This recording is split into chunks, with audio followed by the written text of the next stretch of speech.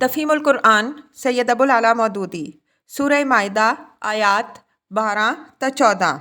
اعوذ باللہ من الشیطان الرجیم بسم اللہ الرحمن الرحیم۔ وَلَقَدْ أَخَذَ اللَّهُ مِيثَاقَ بَنِي إِسْرَائِيلَ۔ ترجمہ: اللہ نے بنی اسرائیل سے پختہ عہد لیا تھا۔ وَبَعَثْنَا مِنْهُمُ اثْنَيْ عَشَرَ نَقِيبًا۔ ترجمہ: اور ان میں 12 نقیب مقرر کیے۔ تفسیر: نقیب کے معنی نگرانی اور تفتیش کرنے والے کے ہیں۔ بنی اسرائیل کے 12 قبیلے تھے اور اللہ تعالیٰ نے ان کے ہر قبیلے پر ایک ایک نقیب خود اسی قبیلے میں سے مقرر کرنے کا حکم دیا تھا تاکہ وہ ان کے حالات پر نظر رکھے اور انہیں بے دینی و بد اخلاقی سے بچانے کی کوشش کرے۔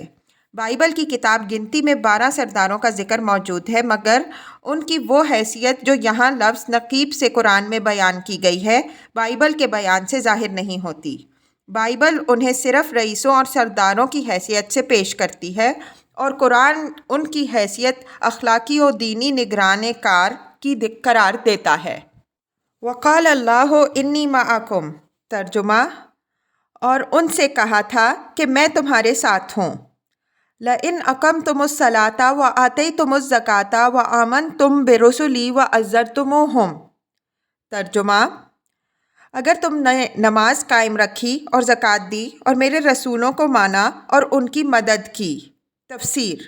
یعنی جو رسول بھی میری طرف سے آئیں ان کی دعوت پر اگر تم لبیک کہتے اور ان کی مدد کرتے رہے۔ وَأَقْرَضْتُمُ اللَّهَ قَرْضًا حَسَنًا۔ ترجمہ: اور اپنے خدا کو اچھا قرض دیتے رہے۔ تفسیر: یعنی خدا کی راہ میں اپنا مال خرچ کرتے رہے، چونکہ اللہ تعالیٰ اس ایک ایک پائی کو جو انسان اس کی راہ میں خرچ کرے کئی گنے زیادہ انعام کے ساتھ واپس کرنے کا وعدہ فرماتا ہے۔ اس لیے قرآن میں جگہ جگہ راہ خدا میں مال خرچ کرنے کو قرض سے تعبیر کیا گیا ہے، بشرطے کہ وہ اچھا قرض ہو، یعنی جائز ذرائع سے کمائی ہوئی دولت خرچ کی جائے، خدا کے قانون کے مطابق خرچ کی جائے اور خلوص و حسن نیت کے ساتھ خرچ کی جائے۔ لَأُكَفِّرَنَّ عَنْكُمْ سَيِّئَاتِكُمْ۔ ترجمہ: تو یقین رکھو کہ میں تمہاری برائیاں تم سے زائل کر دوں گا۔ تفسیر: کسی سے اس کی برائیاں زائل کر دینے کے 2 مطلب ہیں۔ ایک یہ کہ راہ راست کو اختیار کرنے اور خدا کی ہدایت کے مطابق فکر و عمل کے صحیح طریقے پر چلنے کا لازمی نتیجہ یہ ہوگا کہ انسان کا نفس بہت سی برائیوں سے اور اس کا طرز زندگی بہت سی خرابیوں سے پاک ہوتا چلا جائے گا۔ دوسرے یہ کہ اس اصلاح کے باوجود اگر کوئی شخص بحیثیت مجموعی کمال کے مرتبے کو نہ پہنچ سکے اور کچھ نہ کچھ برائیاں اس کے اندر باقی رہ جائیں تو اللہ تعالیٰ اپنے فضل سے ان پر مواخذہ نہ فرمائے گا اور ان کو اس کے حساب سے ساقط کر دے گا، کیونکہ جس نے اساسی ہدایت اور بنیادی اصلاح قبول کر لی ہو اس کی جزوی اور ضمنی برائیوں کا حساب لینے میں اللہ تعالیٰ سخت گیر نہیں ہے۔ وَلَأُدْخِلَنَّكُمْ جَنَّاتٍ تَجْرِي مِن تَحْتِهَا الْأَنْهَارُ۔ ترجمہ: اور تم کو ایسے باغوں میں داخل کروں گا جن کے نیچے نہریں بہتی ہوں گی۔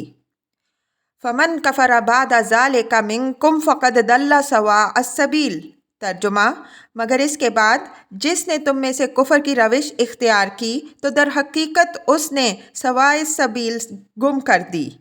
تفسیر: یعنی اس نے سواء السبیل کو پا کر پھر کھو دیا اور وہ تباہی کے راستوں میں بھٹک نکلا۔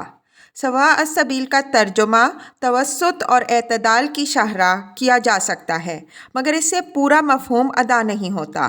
اس لیے ہم نے ترجمے میں اصل لفظ ہی جوں کا توں لے لیا ہے۔ اس لفظ کی معنویت کو سمجھنے کے لیے پہلے یہ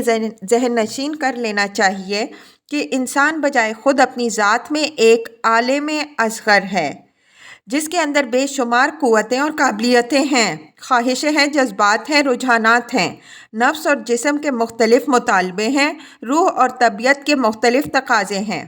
پھر ان افراد کے ملنے سے جو اجتماعی زندگی بنتی ہے وہ بھی بے حد و حساب پیچیدہ تعلقات سے مرکب ہوتی ہے اور تمدن و تہذیب کی نشو و نما کے ساتھ ساتھ اس کی پیچیدگیاں بڑھتی چلی جاتی ہیں۔ پھر دنیا میں جو سامان زندگی انسان کے چاروں طرف پھیلا ہوا ہے، اس سے کام لینے اور اس کو انسانی تمدن میں استعمال کرنے کا سوال بھی انفرادی اور اجتماعی حیثیت سے بکثرت شاخ در شاخ مسائل پیدا کرتا ہے۔ انسان اپنی کمزوری کی وجہ سے اس پورا عرصہ حیات پر بیک وقت ایک متوازن نظر نہیں ڈال سکتا۔ اس بنا پر انسان اپنے لیے خود زندگی کا کوئی راستہ بھی نہیں بنا سکتا جس میں اس کی ساری قوتوں کے ساتھ انصاف ہو، اس کے تمام خواہشوں کا ٹھیک ٹھیک حق ادا ہو جائے، اس کے سارے جذبات اور رجحانات میں توازن قائم رہے، اس کے سب اندرونی و بیرونی تقاضے تناسب کے ساتھ پورے ہوں، اس کی اجتماعی زندگی کے تمام مسائل کی مناسب رعایت ملحوظ ہو اور ان سب کا ایک ہموار اور متناسب حل نکل آئے، اور مادی اشیاء کو بھی شخصی اور تمدنی زندگی میں عدل، انصاف اور حق شناسی کے ساتھ استعمال کیا جاتا رہے۔ جب انسان خود اپنا رہنما اور اپنا شارع بنتا ہے تو حقیقت کے مختلف پہلوؤں میں سے کوئی ایک پہلو زندگی کی ضرورتوں میں سے کوئی ایک ضرورت، حل طلب مسئلوں میں سے کوئی ایک مسئلہ اس کے دماغ پر اس طرح مسلط ہو جاتا ہے کہ دوسرے پہلوؤں اور ضرورتوں اور مسئلوں کے ساتھ وہ بالارادہ یا بلا ارادہ بے انصافی کرنے لگتا ہے،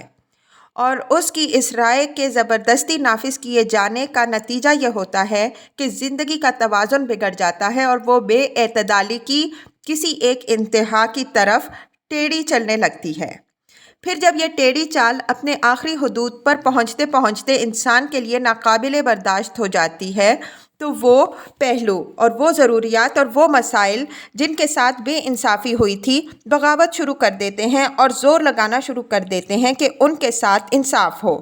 مگر انصاف بھی نہیں ہوتا، کیونکہ پھر وہی عمل رونما ہوتا ہے کہ ان میں سے کوئی ایک جو سابق بے اعتدالی کی بدولت سب سے زیادہ دبایا گیا تھا، انسانی دماغ پر حاوی ہو جاتا ہے اور اسے اپنے مخصوص مقتضا کے مطابق ایک خاص رخ پر بہا لے جاتا ہے،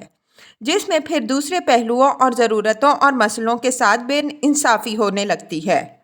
اس طرح انسانی زندگی کو کبھی سیدھا چلنا نصیب نہیں ہوتا، ہمیشہ وہ ہچکولے کھاتی رہتی ہے اور تباہی کے ایک کنارے سے دوسرے کنارے کی طرف ڈھلکتی چلی جاتی ہے۔ تمام وہ راستے جو خود انسان نے اپنی زندگی کے لیے بنائے ہیں خط منحنی کی شکل میں واقع ہیں، غلط سمت سے چلتے ہیں اور غلط سمت پر ختم ہو کر پھر کسی دوسری غلط سمت کی طرف مڑ جاتے ہیں۔ ان بہت سے ٹیڑھے اور غلط راستوں کے درمیان ایک ایسی راہ جو بالکل وسط میں واقع ہو، جس میں انسان کی تمام قوتوں اور خواہشوں کے ساتھ، اس کے تمام جذبات اور رجحانات کے ساتھ، اس کی روح اور جسم کے ساتھ، تمام مطالبوں کے اور تقاضوں کے ساتھ اور اس کی زندگی کے تمام مسائل کے ساتھ پورا انصاف کیا جائے، جس کے اندر کوئی ٹیڑھ، کوئی کجی، کسی پہلو کی بے جا رعایت اور کسی دوسرے پہلو کے ساتھ ظلم اور بے انصافی نہ ہو، انسانی زندگی کے صحیح ارتقاء اور اس کی کامیابی و بامرادی کے لیے سخت ضروری ہے۔ انسان کی عین فطرت اس راہ کی طالب ہے اور مختلف ٹیڑھے راستوں سے بار بار اس کے بغاوت کرنے کی اصل وجہ یہی ہے کہ وہ اس سیدھی شاہراہ کو ڈھونڈتی ہے، مگر انسان خود اس شاہراہ کو معلوم کرنے پر قادر نہیں ہے۔ اس کی صرف خدا رہنمائی کر سکتا ہے، اور خدا نے اپنے رسول اسی لیے بھیجے ہیں کہ اس راہ راست کی طرف انسان کی رہنمائی کریں۔ قرآن اسی راہ راست کو سواء السبیل اور صراط مستقیم کہتا ہے۔ یہ شاہراہ دنیا کی اس زندگی سے لے کر آخرت کی دوسری زندگی تک بے شمار ٹیڑھے راستوں کے درمیان سے سیدھی گزرتی چلی جاتی ہے۔ جو اس پر چلا وہ یہاں راست رو اور آخرت میں کامیاب و بامراد ہے، اور جس نے اس راہ کو گم کر دیا وہ یہاں غلط بین، غلط رو اور غلط کار ہے، اور آخرت میں لا محالہ اسے دوزخ میں جانا ہے، کیونکہ زندگی کے تمام ٹیڑھے راستے دوزخ کی طرف جاتے ہیں۔ موجودہ زمانے کے بعض نادان فلسفیوں نے یہ دیکھ کر کہ انسانی زندگی پے در پے ایک انتہا سے دوسری انتہا کی طرف دھکے کھاتی چلی جا رہی ہے، یہ غلط نتیجہ نکال لیا کہ جدلی عمل، ڈائیلیکٹیکل پروسیس، انسانی زندگی کے ارتقاء کا فطری طریق ہے۔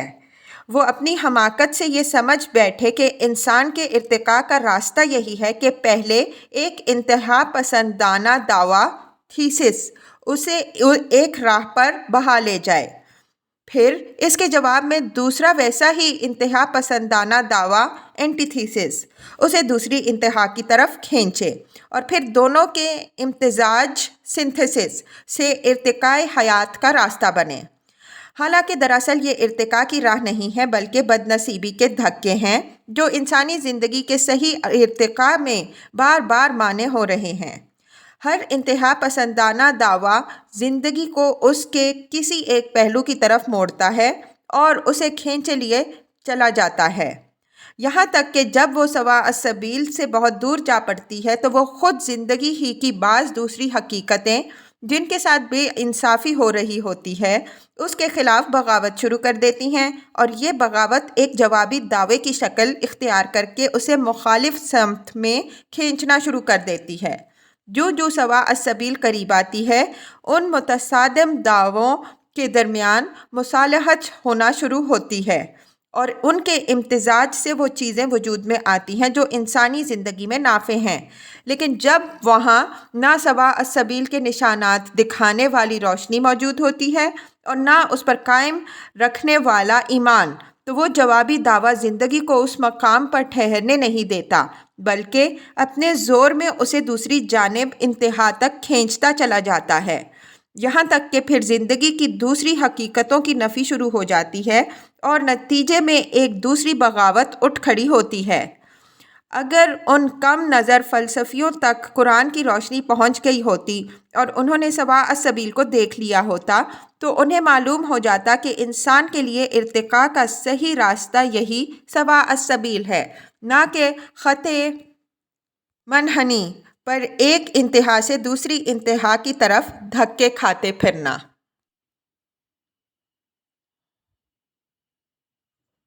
فَبِمَا نَقْضِهِمْ مِيثَاقَهُمْ، ترجمہ، پھر یہ ان کا اپنے عہد کو توڑ ڈالنا تھا۔ لَعَنَّاهُمْ وَجَعَلْنَا قُلُوبَهُمْ قَاسِيَةً، ترجمہ، جس کی وجہ سے ہم نے ان کو اپنی رحمت سے دور پھینک دیا اور ان کے دل سخت کر دیے۔ يُحَرِّفُونَ الْكَلِمَ عَن مَّوَاضِعِهِ، ترجمہ،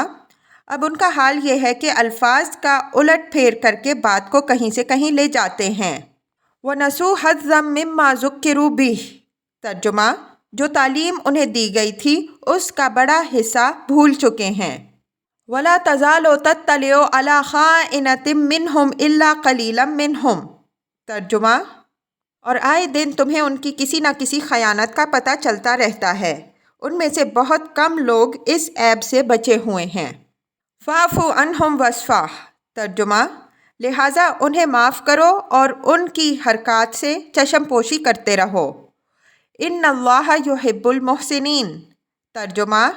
اللہ ان لوگوں کو پسند کرتا ہے جو احسان کی روش رکھتے ہیں۔ وَمِنَ الَّذِينَ قَالُوا إِنَّا نَصَارَىٰ،